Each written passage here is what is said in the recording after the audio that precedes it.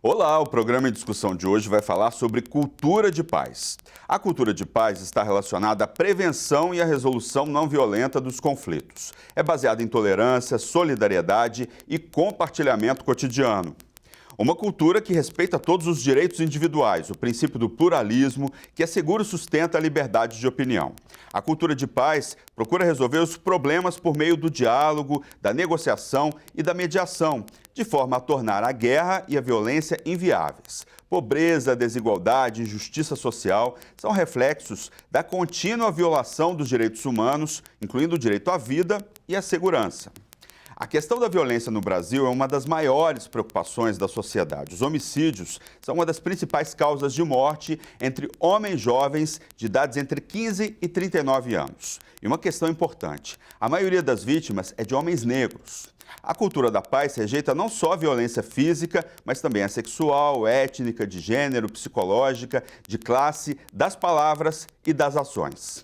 E para falar sobre esse tema, vamos conversar com Toninho Macedo, diretor cultural da Abaçaí Cultura e Arte, Lia Diskin, coordenadora do Comitê da Cultura de Paz da Unesco e da ONG Palas Atena, Sandra Maria Fodra, gestora de projetos mediação escolar comunitária da Secretaria de Estado da Educação, e Alice Quintela, coordenadora do Núcleo de Educação do IBCCRIM. Gente, sejam muito bem-vindos. Eu queria começar essa discussão com a Lia Diskin, né, que representa aqui a Unesco nesse programa, e também a Palas Atena. Né? Vocês têm um projeto, né, da Unesco com a Palas Atena. Tá. Fala um pouco pra gente dessa questão que é pouco falada de uma maneira geral hoje sobre a cultura de paz. Como é que está essa evolução no Brasil e na América do Sul? A evolução é extremamente promissora e a gente até se surpreende que em praticamente 20 anos conseguiu não apenas criar raízes, mas articular-se com outras iniciativas, tanto das Nações Unidas, quanto de outros equipamentos internacionais que vêm repensando o mundo. Temos que ser muito realistas. O acontecido, não é certo, na Segunda Guerra Mundial, o que terminou deflagrando a Segunda Guerra Mundial, terminou afetando a grandíssima intelectualidade do planeta inteiro, porque jamais se pensou que poderíamos chegar, através de interpretações ideológicas, a uma condição tão extremada, não é certo, quanto foi o fascismo e o nazismo. E isso, obviamente, foi também uma construção cultural e, a partir disso, se começam a estudar historicamente as raízes que desencadeiam isso. Porque o mais importante de qualquer evento, de qualquer projeto, é, bom, por que ele emerge? Por que hoje estamos falando de cultura de paz? Simplesmente porque percebimos que a violência não é inerente, não é inevitável, não é certo? Não é uma sina ou um destino para a condição humana. A violência é uma opção cultural. E uma opção cultural que se constrói perpetuando injustiças, inviabilizando a percepção dessas injustiças e caindo naquilo que chamamos as violências simbólicas e culturais, que se repetem de geração para geração, sem reflexão que coloque luz e viabilize outros caminhos. Nesse sentido, quando o programa das Nações Unidas, em 1998, vai formatar os 8 eixos da cultura de paz e vai delegar à Unesco a difusão disso no planeta inteiro, está criando um cenário muito promissor. Um cenário, não é certo, que vamos vendo como se vai desdobrando em compreensões a respeito de o que é o humano e como o humano se articula com outros humanos na beleza de sua diversidade, na riqueza, não é certo, de sua diversidade. No Brasil, e neste mesmo espaço, na Assembleia Legislativa do Estado de São Paulo, se criou no 15 de dezembro de 2002, por uma resolução de número 829, o primeiro Conselho de Cultura de Paz, integrado por 32 instituições de caráter pedagógico, de caráter jurídico, de caráter cultural artístico, de caráter interreligioso. 32 instituições que levaram também para seus cenários e seus espaços as ideias ou repertórios que a cultura de paz se desdobra, logicamente, em simplicidade voluntária, em justiça restaurativa, em dinâmicas colaborativas e cooperativas, diálogo e qualificação da escuta, uma economia que seja sustentável, que são os temas, os grandes temas, que não apenas, não é certo, nos interessam a nós, mas que, sobretudo, preocupam as novas gerações. Que tipo de planeta, que tipo, não é certo, de sustentáculo de vida vão a ter que lidar, com que tipo, não é certo, vão a ter que lidar e que problemas vão a ter que resolver. Desnecessário dizer o grande problema ecológico que hoje é o plástico, a grande tragédia ecológica, não é certo, que é o plástico, que está inviabilizando a vida justamente naquilo que é o símbolo de vida, que são nossos oceanos. Então, todo este repertório se vai desdobrando, se articulando e se expressando conforme as instituições se vão apropriando das ideias conceito, das ideias semente que podem ser aplicadas absolutamente em qualquer tipo de cenário, seja nas Forças Armadas, seja, não é certo, na escola, não é certo, no pré-escolar, absolutamente em todos os cenários. Aproveitando esse gancho, vamos falar um pouco aqui sobre a mediação de conflito hoje, né? A gente está com uma representante aqui da Secretaria de Estado de Educação. Como é que é esse trabalho hoje com os meninos nas escolas do Estado hoje? Como é que vocês desenvolvem essa questão da cultura de paz? Bom, nós temos esse projeto desde 2010, né? O projeto Mediação Escolar e Comunitária. Antes, ele era viabilizado por um professor mediador. Então, existia uma pessoa na escola responsável por resolver e intermediar os conflitos que aconteciam e também tratar das vulnerabilidades que sempre aparecem na escola. Conflito de que ordem, vulnerabilidade de que ordem? Qualquer tipo de conflito, briga, conflito físico, conflito interpessoal, né? Violência, muitas vezes professor que briga com aluno, vice-versa, briga entre alunos. Então, sempre essas pessoas envolvidas nos conflitos eram encaminhadas para o professor mediador. Então, era uma única pessoa na escola que era responsável pela resolução de todos os conflitos. Ao invés de ser toda a comunidade, toda a comunidade escolar. Exatamente. Então, nós começamos a perceber que isso precisaria ser transformado. Tanto é que o projeto chamava-se Professor Mediador Escolar e Comunitário e hoje chama-se Mediação Escolar e Comunitária.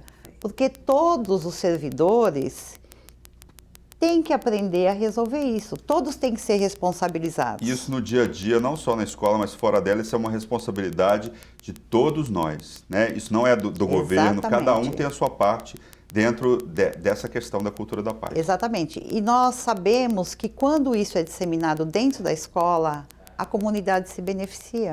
Porque esse aprendizado acaba envolvendo as famílias, acaba envolvendo todo o entorno da escola, né? E nós chegamos à conclusão que, além de responsabilizar todos os servidores e criar ações de formação para que eles pudessem aprender a lidar com esses conflitos, nós também resolvemos criar um projeto de convivência. Esse projeto ele está sendo finalizado, até o ano que vem ele já vai estar em parte da rede, né? Porque 5.400 escolas, a gente não pode fazer um lançamento para todas. Como que é esse projeto de convivência e o que tem nele, assim? Bom, a base desse projeto é um trabalho com educação moral. Agora, esse conceito de educação moral ele precisa ser muito bem explicado.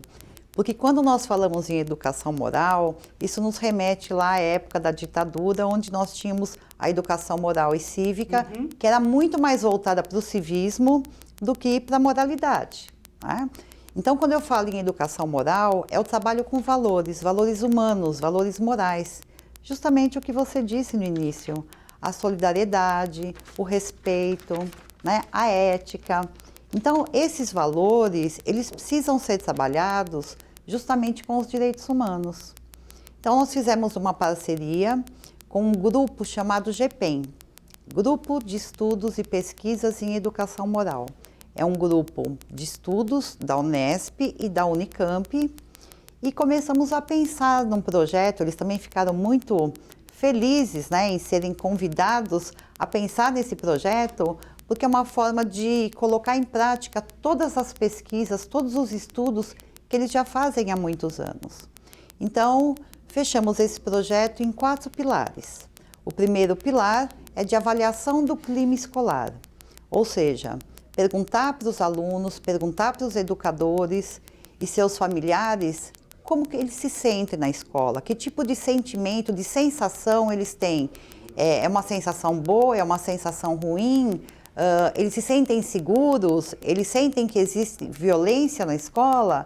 Então, é avaliar o clima, transformar isso em dados e dar para a escola criar um plano de ação para reverter aquele diagnóstico feito. Então, esse é um dos pilares. O segundo pilar é a implantação das assembleias escolares, que esse é um sonho muito antigo. As pessoas, tanto alunos quanto os educadores, precisam de espaço para discutir sobre os problemas cotidianos, não é verdade?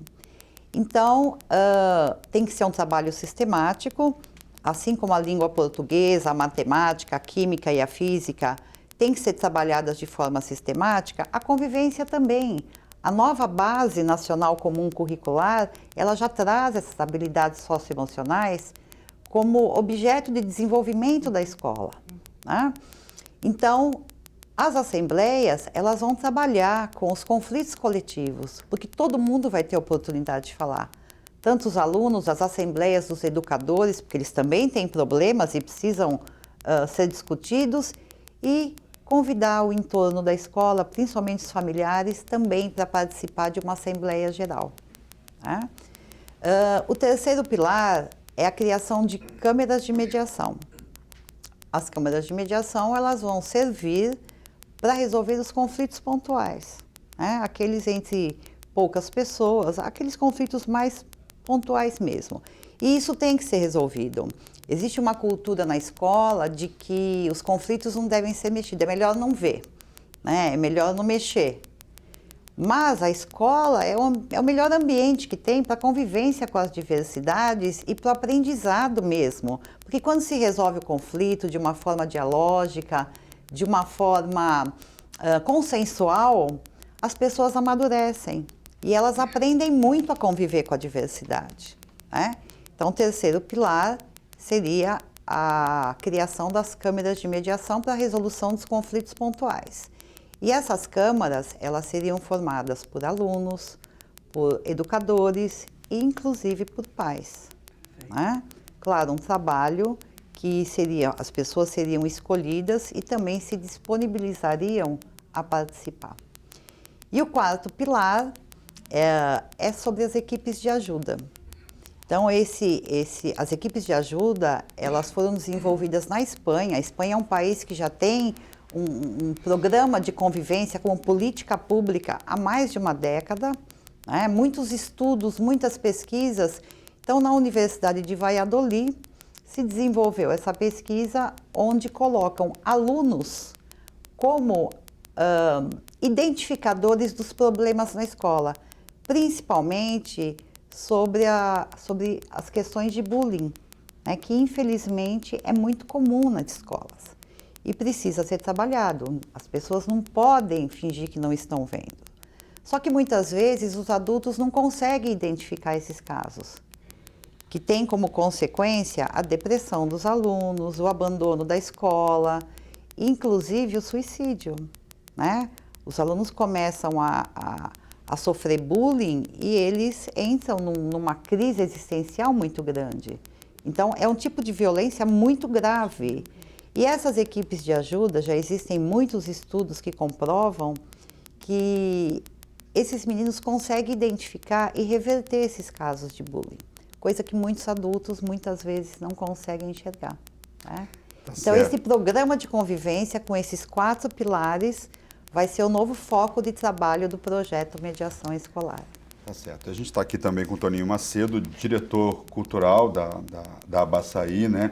A gente está vendo aqui, no fundo, algumas fotos que você trouxe, né? A gente vai jogar no ar algumas fotos. Sim. Você tem um trabalho aí também entre diferentes etnias, diferentes religiões. Como é que é esse trabalho de cultura de paz aí no âmbito da Abasaí? Bom, curiosamente, somos 4 educadores aqui, né? Todos temos um pé na educação, né? No nosso caso, a Abasaí nasceu na periferia, nasceu numa escola do estado, na extrema zona leste de São Paulo, há 46 anos atrás, onde já tinha droga entrando pela porta da escola, entrando pela porta da frente, saindo pela porta dos fundos. E eu, no auge da minha energia, né, não me conformava com aquilo e acredito que muitas vezes eu fiz coisas que eu não sei se eu faria hoje, né? De peitar traficante, de mandar recados, né? Mas a gente chamava os pais, que é uma coisa que a escola resistia muito, né, a fazer, chamar os pais em determinados momentos para conversar sobre o que estava acontecendo com os filhos dele. Então, ali tinha um dos princípios também que já passaram por aqui, que é o dialogismo, né? Quando a gente fala em dialogismo, a gente lembra Paulo Freire, a gente lembra Gerda Werdenzoller, que a Palas Athena divulgou, o Maturana e tantos outros. Paulo Freire, que foi um exemplo para a América Latina, né? Que vai ser sempre um exemplo para a América Latina e para o mundo. Para o mundo, não importa o quanto eles queiram denegrir sua imagem no momento, né? Mas Paulo Freire, por exemplo, estava no DNA, estava e está no DNA da Abasaí, né? Então, mas tinha uma outra necessidade nossa, né? Como atuar com aquela comunidade. Então, nós escolhemos naquele momento o teatro, a música, a dança, a arte, né? E com isso daí a gente completava um dos pilares, a gente está falando muito em pilares aqui, né? Dos princípios da ação cultural, né? Que é o trânsito entre a educação, a cultura e a arte, né? Não dá para faltar um desses, né? Então assim nós fomos para dentro da escola. Foi tão importante naquele momento que custou a minha cabeça, né? O diretor da escola não se conformou e tramou. Bom, também nós estávamos saindo do regime militar e por aí vai, né? Mas nós ganhamos, não me arrependo. Nesse sentido, eu faria tudo de novo. Nós ganhamos a estrada. Nasceu o Revelando São Paulo, onde nós podemos exercer e transitar por esses princípios todos, né? A convivência respeitosa, já falamos muito em convivência aqui hoje, né? Do convivere, né? Viver ao lado de, trabalhar com, respeitar, né?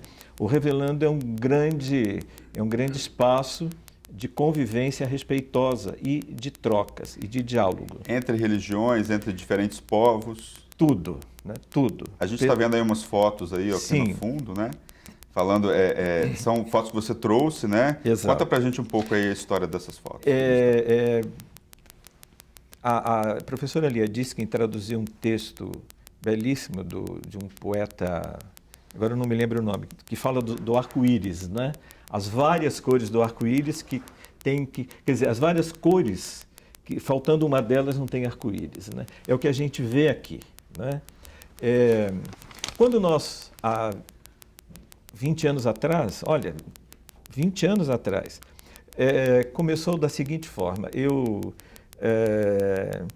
tive um insight e fui procurar o Padre Bison, né, para falar das minhas inquietações e do que a gente estava querendo fazer, e o Revelando já estava acontecendo. A gente vê aqui no fundo, ó, diferentes religiões, diferentes etnias, todo mundo convivendo ali, discutindo o que os unem dentro desse universo. Sem dúvida.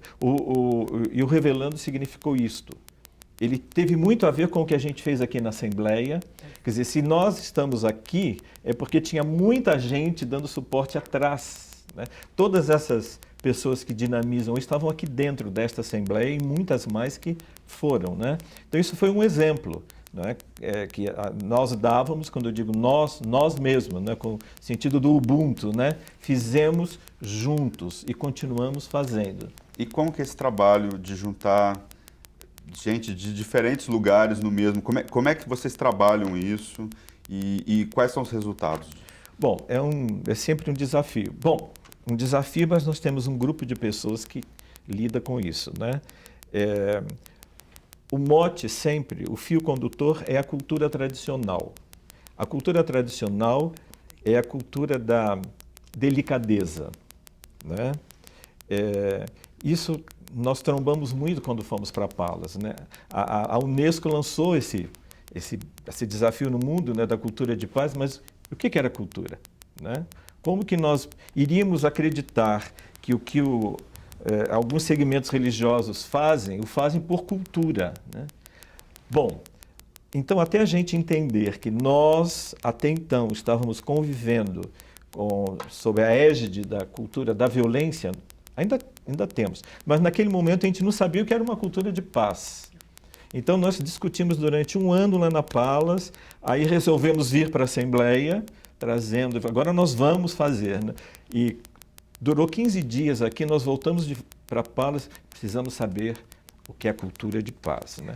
Isso a gente aplica dentro do Revelando, né? Quando a gente vê o indígena, isso foi um aprendizado longo, né? O indígena convivendo com a cultura negra, com o candomblé, com a umbanda, com os islâmicos, né? Que foram os mais resistentes, né? É uma caminhada. Então, a cada edição, foram 62 edições até aqui, porque tem as regionais, né? Cada edição, a preparação de cada edição é sempre um aprendizado para a gente, né? Tá certo. Eu estou aqui também com a Alice Quintela, que é coordenadora aí do Núcleo de Educação, do IBCCRIM, né? Alice, fala um pouco para a gente sobre a questão da judicialização, questão jurídica, de uma maneira geral, né? Isso é extremamente importante, o desenvolvimento da cultura de paz, a questão da mediação. Como é que isso é desenvolvido no âmbito dos tribunais? Eu sei que você trabalha com a Justiça do Trabalho, mas também a Justiça Comum. Queria que você falasse como é que está a evolução dessa questão da conciliação e desse trabalho da cultura de paz dentro da Justiça. Bom dia a todas e todos. Quero agradecer o convite, é uma satisfação estar aqui com todos vocês, com Lia, que já acompanhava o trabalho. E eu me encontro aqui numa posição de três vias, vamos dizer assim, né? Pelo IBCCRIM, posso dizer que o IBCCRIM nasceu após o massacre do Carandiru. Então, ele nasceu a partir da ausência de uma cultura de paz, né? Ele nasceu a partir de uma violência, né? Então, ele tem uma tradição de trabalhar a violência, apontando as consequências da violência para a sociedade, e não só a violência que mata o cidadão na rua, mas também a violência causada pelo Estado em virtude do encarceramento em massa, em virtude da letalidade policial, em virtude da morte excessiva de policiais nas suas atuações. Então, o IBCCRIM trabalha a partir da ideia da ausência da cultura de paz e buscando essa cultura e a redução da violência, né? E lá eu trabalho a partir de um viés de grupos de estudos, vamos dizer assim. No segundo ponto, nos meus estudos de doutorado, a gente trabalha autores que por muito tempo não foram considerados científicos porque faziam uma historiografia que não era tradicional, mas que trabalham memória, trabalham esquecimento, trabalham trauma, que devem nortear a atuação e especificamente desse mediador, desse facilitador, que vai fazer esse diálogo, né, dentro de uma justiça restaurativa, né, dentro de um ambiente, de um círculo, vamos dizer assim, com uma escuta atenta, percebendo, né, os limites espacial e temporal, né, diante de todas essas possibilidades. E numa terceira via, que é a via do judiciário, né, já que eu sou servidora da Justiça do Trabalho. Essa terceira via é muito complicada, porque nós temos o judiciário hoje, né, que é a justiça comum, a justiça, que é a justiça estadual, a justiça federal, trabalhista, eleitoral e militar, a gente tem mais de 3 milhões de processos. Né? Então, impossível julgar isso tudo num curto espaço de tempo. Né? E a gente ainda tem princípios constitucionais que determinam a efetividade, a celeridade processual, o que eu acho bastante ilegítimo diante da urgência de muitas demandas ali que vêm ao judiciário, né? Então, existe uma explosão de litigiosidade, né, que é um termo de Boaventura de Souza Santos. Que é um autor português. Um autor português, né? Brilhante, super sociólogo, estudado aqui no Brasil. Sim, e a gente precisa dar conta disso, né? O CNJ, né, que é o Conselho Nacional de Justiça, ele apresentou metas, né, para todo o judiciário, determinando a redução, a baixa desses processos, principalmente voltados à conciliação. Né? A conciliação ela é voltada a direitos disponíveis. Né? Então, são aqueles direitos que eu posso abrir mão. Né? Eles não podem ser tratados, né, a priori num processo criminal. A gente não pode fazer conciliação, por exemplo, num caso de homicídio. Né? Podemos fazer conciliação no caso de furto, né, em que há uma devolução, e é bastante utilizado nos juizados especiais criminais. Né? Agora, dentro do âmbito da justiça criminal, e aí independentemente do crime que a gente esteja falando, dos mais torpes, estupro, enfim, a gente pode trabalhar a justiça restaurativa. E a justiça restaurativa, ela vem trazer tudo que a gente vem conversando aqui. Ela não tem um impacto, por exemplo, de uma absolvição num processo ainda, mas ela tem um impacto que é buscado, ou se declara que é buscado, melhor dizendo, com a finalidade da pena, que seria uma reabilitação da pessoa que foi condenada. Né? Então, você vem trabalhando com aquela pessoa, não a culpa, né? Não a ideia de culpar, porque é isso que o processo quer. Ele quer a culpa, né? Ele quer se voltar ao passado. Né? A gente tem muito essa ideia de o que cada um merece. Só que sempre o que cada um merece é a dor. Né? A gente sempre se volta ao passado. Esse é um viés católico, né? A gente é um país católico, então a gente tem essa cultura um pouco disseminada, né? E é muito retribucionista, né? Eu vou punir o mal do crime com o mal da pena. Isso permeia a nossa cultura do sistema de justiça criminal até hoje, né? Por isso que nós temos o encarceramento em massa, né? Hoje a gente tem mais de 700 mil presos, né?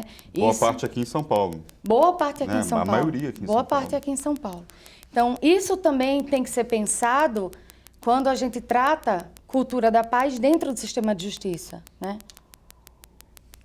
E a justiça restaurativa, a mim, tem se mostrado como algo bastante positivo, ainda que tenha de ser tratada de forma muito cuidadosa, porque os facilitadores, os mediadores, precisam ter essa formação muito interdisciplinar, né, para poder conseguir lidar com as situações que vão aparecer.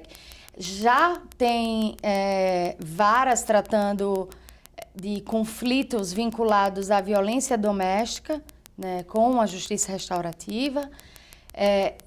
Casos aqui em São Paulo com adolescentes que estão cumprindo medida socioeducativa, tentando trazer a ideia, volto a dizer, não de culpa pelo fato praticado, mas de responsabilidade, tentar fazer perceber o que aconteceu, né, a situação, o fato e as consequências daquele fato. Então, essa via também é bastante importante para nós, né? Tá certo. Nós vamos agora para um rápido intervalo. Não saia daí que a gente volta já já.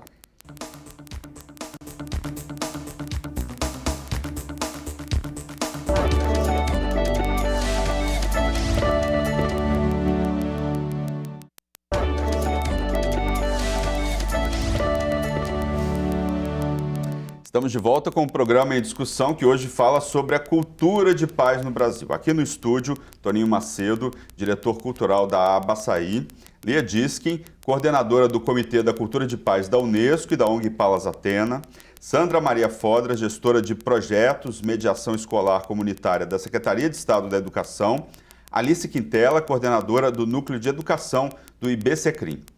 Entendemos por cultura da paz a consciência permanente dos valores da não violência social. Ela vai mais longe do que construir a paz. Não é simplesmente ausência de guerra. É diferente de passividade e resignação. Ela não elimina oposições ou conflitos, mas pressupõe a resolução pacífica deles. Rejeitar a violência é a base da cultura da paz. Não só a violência criminalizada, passível de condenação judicial, mas também aquela presente nas relações autoritárias existentes na família. E também os abusos no local de trabalho e as relações de caráter racista e sexista, que muitas vezes aparecem sutilmente, escondidas atrás de uma aparente boa causa. Queria começar um pouco com a Lia Diskin, nesse segundo bloco, falando um pouco dessas questões que eu falei aí, né? Quer dizer, abuso no trabalho, em nome de uma boa causa. Como é que está essa questão hoje em dia, assim, nesse momento que a gente está vivendo? Foi muito acertado o fato, não é certo, de você colocar que a cultura de paz não visa eliminar conflitos. Quem elimina conflitos sempre são ditaduras, sempre são, não é certo, desculpa? E ao contrário, o conflito não é uma coisa ruim, é uma coisa boa. Exatamente. Né? O conflito é inerente a uma convivência onde a singularidade de interesses, a singularidade de gostos, de pareceres, tem o direito de emergir. O conflito é um dos princípios para a mudança, né? Perfeito. Não tem mudança sem ter um conflito. Sem ter um conflito. Sem justamente promover, não existe uma metanoia, uma transformação.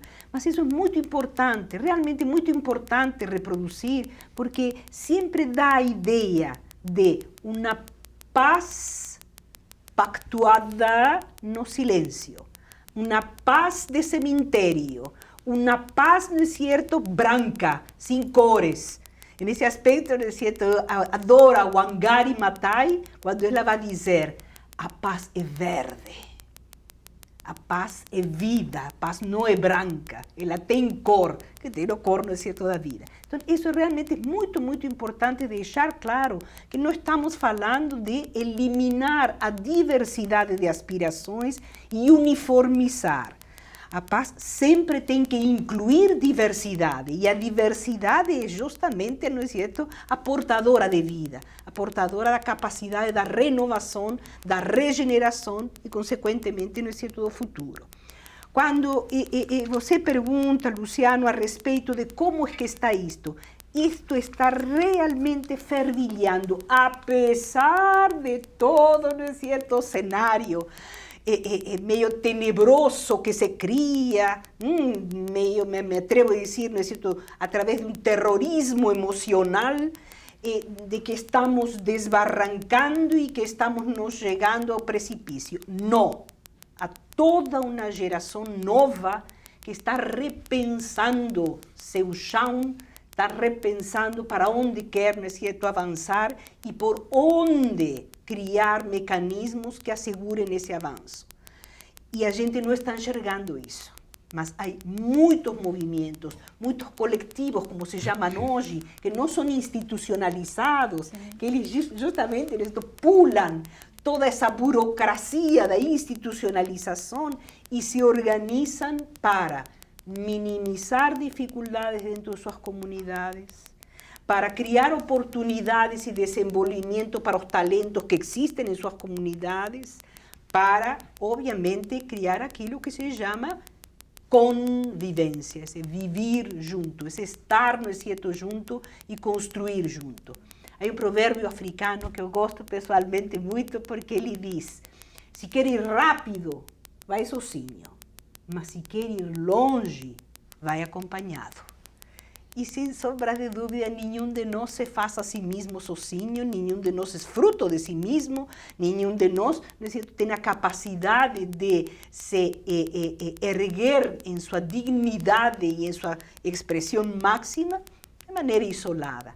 Nós pertencemos a um macro projeto de vida e essa vida necessariamente nos congrega a todos nós. Dentro da ecologia, também temos um princípio orientador para a cultura de paz. Quando um ecossistema é mais rico e com maior possibilidade de futuro, ou seja, duradouro. Quanto maior diversidade esse ecossistema é capaz de sustentar. Porque a humanidade, que é um ecossistema, não é certo, do macroprojeto da vida, teria outra maneira, não é certo, de se expressar, por exemplo, através da violência, por exemplo, através da exclusão, por exemplo, através dos discursos únicos. Simplesmente isso é que está fadado ao fracasso. Isso, não é certo, é que não tem futuro. Os estudos da violência, e eles começaram com um norueguês brilhante, que ainda, não é certo, está vivo entre nós, está na beira dos 90 anos, 89 anos, o Dr. Johan Galtung vai criar em 1959, dentro de uma universidade, a Universidade de Oslo, a primeira cadeira de estudos da violência, de como ela germina, como eu crio a ideia de inimigo. Porque para ver qualquer tipo de violência, eu tenho que criar no meu imaginário, nas minhas narrativas, como falava Sandra, nas minhas narrativas, tenho que criar alguém que é uma ameaça para mim. E com isso, simplesmente aciono o medo. E o medo é o mais primitivo de todos os instrumentos que travam, que criam adversarialidade, que criam, não é certo, resistência e, consequentemente, mais violência. Hoje temos conhecimentos, Luciano, a psicologia nos pode ajudar, as neurociências nos podem ajudar, todas as dinâmicas relacionais nos podem ajudar para desconstruir isto que se veio perpetuando, por favor, por perversidade, mas também por ignorância. Há um pensador, Foerster, que diz: não percebimos que não percebimos. E quando não percebimos, repetimos.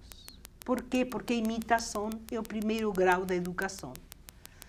A gente não sai desse repetir e de esse reprisar violências que não afetam apenas a por exemplo, transgressor, mas também afeta toda a família do transgressor. Então, a gente, quando fala que temos 700.000 presos, por exemplo, no Brasil, e que grande parte está em São Paulo. 245 mil, se eu não me engano, aqui em São Paulo. Como mínimo, temos que multiplicar isso por 4, porque possivelmente esse, não é certo, preso tem uma mãe, tem um pai, ainda que ausente, tem ou esposa ou filhos.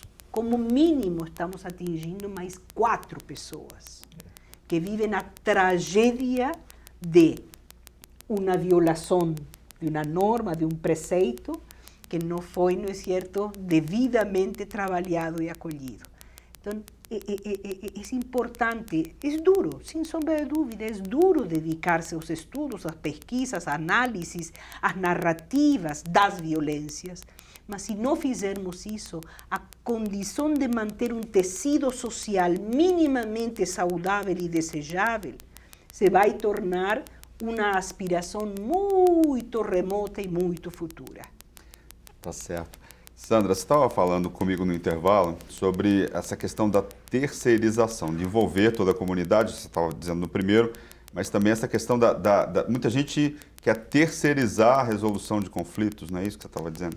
Eu acho que não é muita gente, é uma cultura que existe entre nós. Então, se eu tenho um problema com um colega de classe, eu vou vou para o diretor da escola pedir para o diretor resolver esse problema. Se eu tenho um problema judicial com alguém, eu atribuo a resolução a um juiz, não é assim? Se eu tenho um problema no meu trabalho, eu atribuo a resolução a um sindicato. Então, isso me mostra a importância de aprender a resolver conflitos.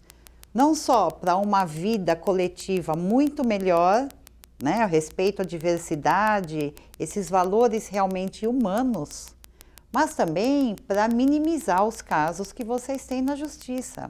Eu acho que muitos casos chegam à justiça desnecessariamente. Tanto é que na secretaria, além desse projeto de convivência, nós temos também um outro projeto que vai trabalhar com a mediação e os círculos restaurativos nos processos dos servidores, para não chegar a abrir o que eles chamam de processo administrativo, né? Então, existe todo um trabalho de organização para que as pessoas sejam formadas no sentido de aprender a resolver os seus próprios conflitos. Então, eu acho que isso beneficia todo mundo. Sem dúvida. Né? E a escola é o lugar ideal para fazer isso. Faz parte da educação das pessoas. Alice, a justiça tem obtido sucesso na resolução de conflitos.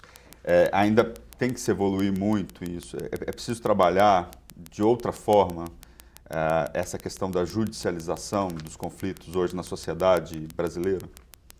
Olha, se a gente considerar por um lado que nós somos o 4º ou 5º país, a depender se a gente considerar os presídios femininos ou masculinos, mas o 4º ou 5º que mais encarcera no mundo, que nós temos um número absoluto de homicídios na faixa de 62 mil em 2017, que dá uma taxa de mais ou menos 5 pessoas mortas intencionalmente por grupo de 100 mil habitantes.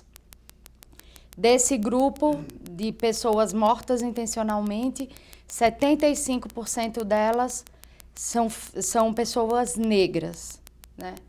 Então, de 2016 para 2017, essa taxa de homicídio de pessoas negras aumentou, enquanto a taxa de homicídio de pessoas negras diminuiu. Ou seja, quem está segurando o aumento do número de homicídios são as pessoas negras. Então, quem está morrendo no Brasil são as pessoas negras. Quem está preso e está em cadeias superlotadas, 64% da população carcerária é composta de pessoas negras, né? Pretos e pardos, de acordo com o IBGE. Então, eu acredito que a gente está longe de resolver conflitos se a gente tiver em consideração o sistema de justiça criminal, né? Porque a gente não tem um recorte racial que pare para observar o nosso legado da escravidão. Então, não se observa durante todo o processo judicial uma construção científica da criminologia, por exemplo, que já vem denunciando muito antes da década de 70 que todos os processos de criminalização são processos de construção de criminalização, né? E não, muitas vezes, processos de cometimento de delito por motivos individuais, de perversidade, enfim, mas processos de construção, de etiquetamento, enfim, todas inúmeras teorias que fazem esse giro epistemológico para denunciar a atuação do sistema de justiça, aqui no Brasil especificamente, de classe e de raça. E aí, quando a gente se volta para analisar políticas públicas, que é o que a gente tenta fazer quando se coloca enquanto IBCCRIM, enquanto parceiro de entidades, para tentar construir políticas públicas, principalmente que façam frente às políticas propostas pelo ministro da Justiça, que são propostas que vão aumentar a letalidade da população negra, a gente precisa de uma escola que faça uma análise da nossa dívida com a população negra. A população negra que foi abandonada depois da abolição da Depois escravatura. da abolição da escravatura. Então, não é à toa que hoje a gente ou encarcere essa população ou a mate. Porque é isso que tem sido feito com a população negra no Brasil, né? Se a gente for considerar as mulheres negras, também não é diferente. Então, é muito chocante a gente observar o Atlas da Violência e o Infopem, né, que é ligado ao Departamento Penitenciário Nacional, que eles revelam o mesmo perfil da pessoa que é morta no Brasil hoje, que são dados de 2017 os dois, é o mesmo perfil da pessoa que está presa. É uma pessoa que não tem uma educação fundamental completa, é uma pessoa que está nessa faixa etária de 15 a 29 anos. São 60 mil assassinatos, 60 mil mortes por ano. 65 mil. É mais do que na Guerra da Síria, mais do que na maioria das guerras que estão acontecendo no mundo hoje. Ainda tem, assim, bastante coisa que a gente tem que problematizar com relação a disposições de papéis de gênero nessa questão, porque os homens, no próprio Atlas da Violência, que saiu esse ano, há indicadores altíssimos que esses homens jovens assassinados, vítimas de violência intencional, né, letal, eles são assassinados em vias públicas, as mulheres são assassinadas em ambientes privados. Isso é uma disposição de papel de gênero. A escola tem que trabalhar. São assassinadas pelo companheiro, as mulheres, muitas vezes. A grande maioria, que é o feminicídio. Então, a escola tem que ter essa disposição de trabalhar masculinidades, né? O que são perfis de masculinidade? Porque ao homem tem que ser atribuída essa característica de violência. Está sendo trabalhado hoje o conceito de masculinidade tóxica, né? Está tentando se fazer uma desconstrução dessa masculinidade tóxica, né? E essa masculinidade tóxica é que faz esse homem matar essa companheira, que vai morrer no âmbito doméstico por uma arma de fogo, né? E que faz com que ele seja morto em via pública também por uma arma de fogo, né? E vai ser esse mesmo cidadão, negro, entre 15 e 29 anos, que não teve uma educação fundamental completa, então, enfim, todo o pacote ele está completo. Então, a gente precisa de uma educação que faça também uma política criminal, que seja parceira do Ministério, né, de Segurança Pública, mas que seja um ministério que saiba que política criminal não é colocar tanque na rua, não é, e um governo de estado que saiba que não é colocar PM na rua, né, que saiba que a gente precisa de uma polícia investigativa, uma polícia de inteligência, né, e não um circo na rua que não vai resolver a situação. Não adianta você aparelhar o Estado, criar mais pessoas patrulhando as ruas. O problema está no cerne da questão ali, está no começo, né? Quer dizer, a mediação, a cultura da paz trabalha isso, né? Um pouco, né? Sem dúvida. É como a Lia estava falando, a gente precisa de reflexão. E quem traz reflexão para essa população, para os adolescentes? Vão ser as ciências voltadas ao debate, voltadas como a filosofia, a sociologia, que foram afastadas da grade curricular. Que foram afastadas. As assembleias escolares, né? Eu acho que as assembleias, principalmente, elas vão trazer essa oportunidade de discutir sobre os problemas cotidianos. E se os alunos aprendem a discutir sobre os seus problemas dentro da escola, isso também vai ser transformado fora da escola.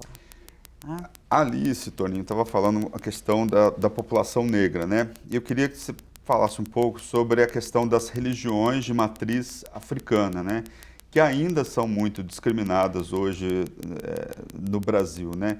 Como é que é o trabalho lá da Abaçaí com essas religiões? Como é que vocês trabalham isso com a sociedade de uma maneira geral? O grande desafio é colocar Pedro sentado ao lado de Paulo, né? Começa aí, né? Quando eles têm um conflito, quando eles têm Sim, então você coloca... diferentes. Vai. Eu me lembro que no começo de toda essa trajetória de Revelando e tudo, eu comentei no primeiro bloco que nós fomos procurar o Padre Bison, né, que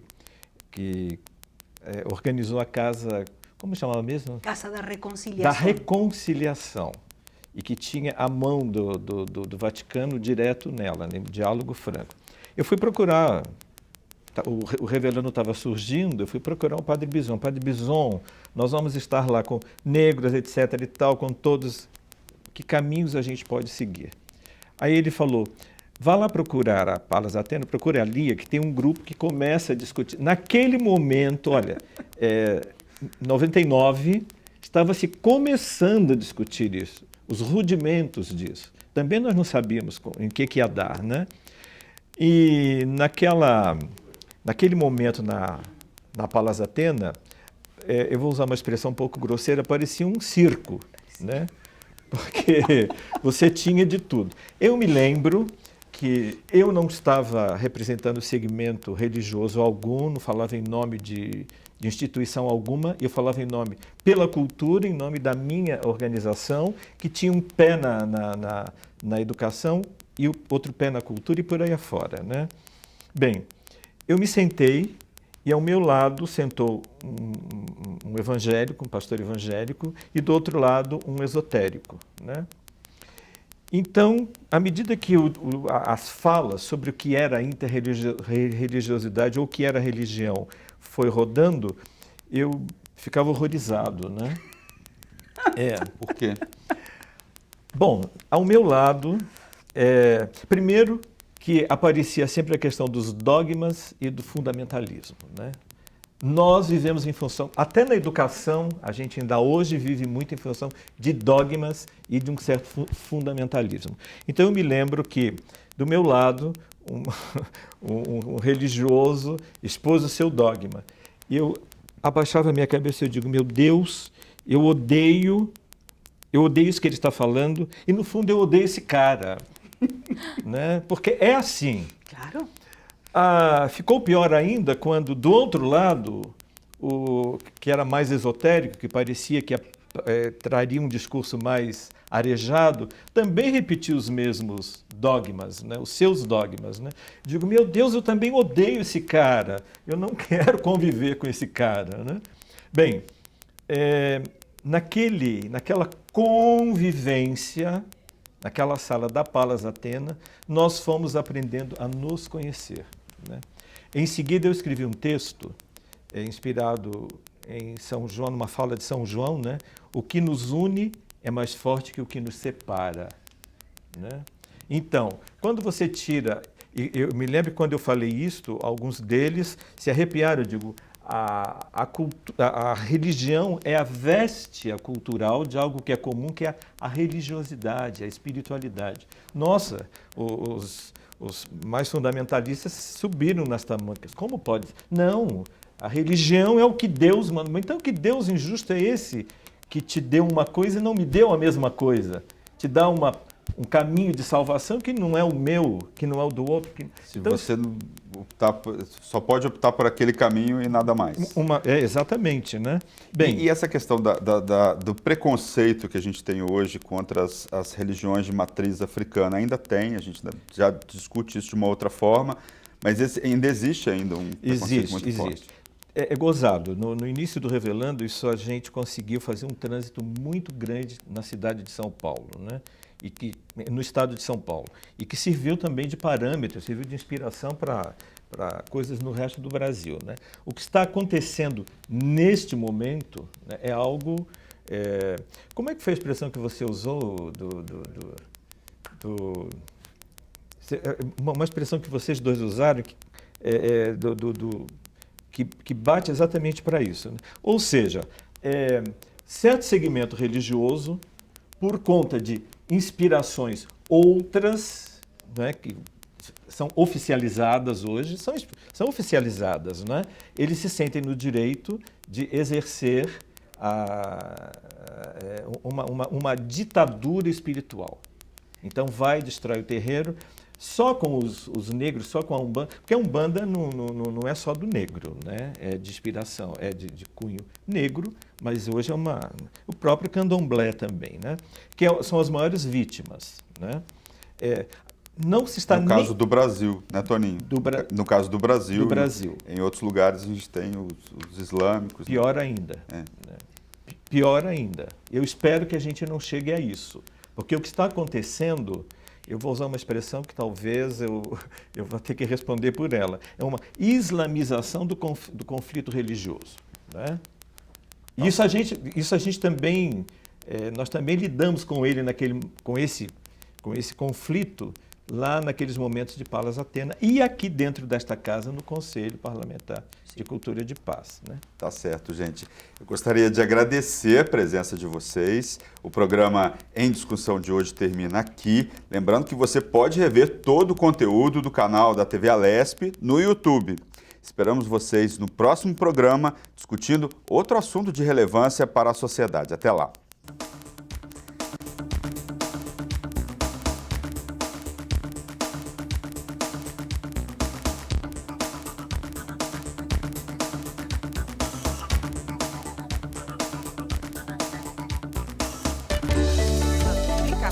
Vale a pena.